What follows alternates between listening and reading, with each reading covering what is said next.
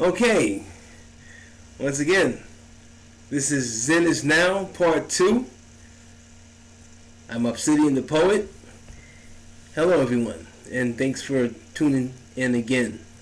I'm going to be reading excerpts from my poetry anthology, Zen Is Now, as I mentioned in the other show. But first, as mentioned, I want to read a part of the preface to give you an idea about the confluences that caused me to write this anthology, or the poems in the anthology. Okay, so without any further ado, let me read an excerpt from the preface. As a spoken word artist, I've been on the New York City poetry circuit for nearly 30 years and have read my works and have published them in several anthologies as well as numerous publications throughout the past. However, never have I presented the bulk of my work for you to view in its entirety. Zen Is Now is just that. It is a compilation of nearly 30 years of all my poetry material, some of which you may be acquainted with, those who are familiar with me, some of them you may not be acquainted with, since they never have been submitted for publication or read. There are also a few new verses I've included in the anthology as well. So here's the story behind the making of Zen Is Now.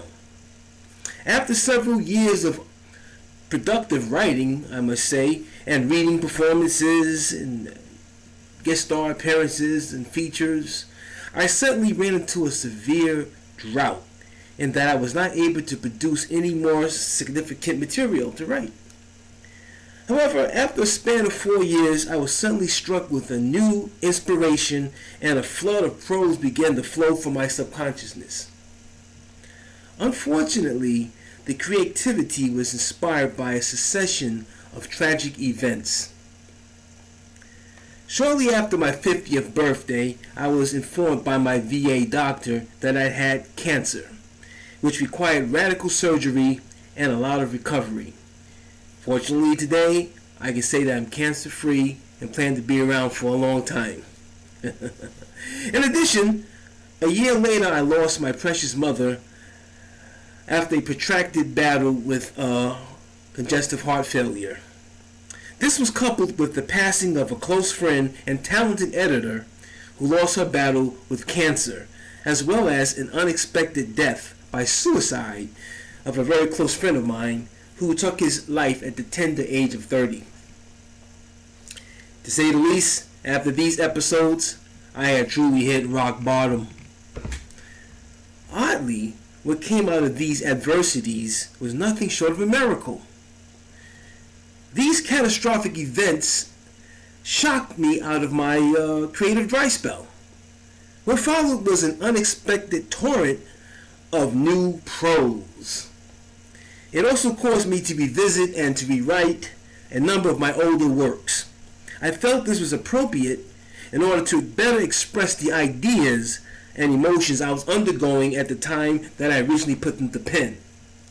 I also intended to honor the life of my dear mother and the lives of so many friends who have traveled a while with me along this bard's highway before departing off into the great void. In all, Zen Is Now is the product of my personal philosophical ruminations of this experience that we call life, as well as my contemplation of the future, with the view to attaining this most coveted state of mind. Now, I'm going to stop here because the preface is kind of long.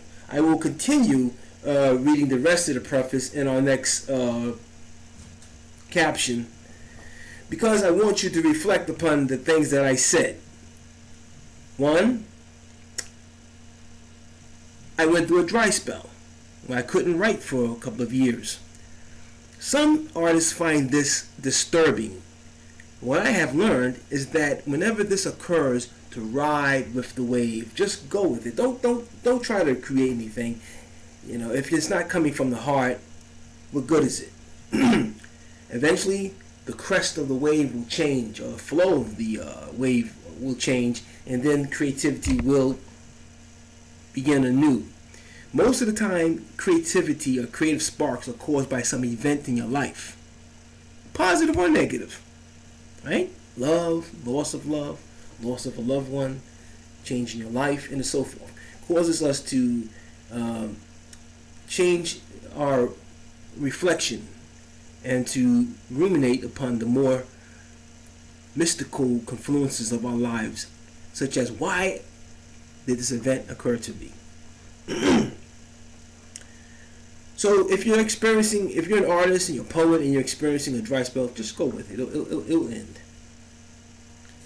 Also, for those who don't know me, I've been on the poetry circuit throughout New York for 30 years.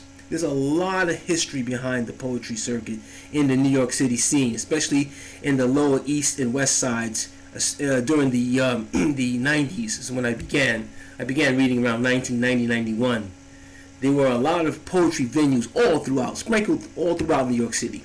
Not just in the Lower East Side, also uptown and other areas, and even the outer boroughs like the Bronx and Queens and so forth. So there was a lot of stuff happening back then. It was a great time to be alive, great time to be young, and a great time to be a poet.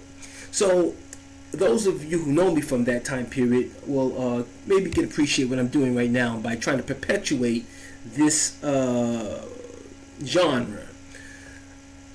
For those of you who just met me for the first time, well, it will be a interesting experience, and I'll take you on a voyage into the hitherto unknown poetry world. So stay tuned until I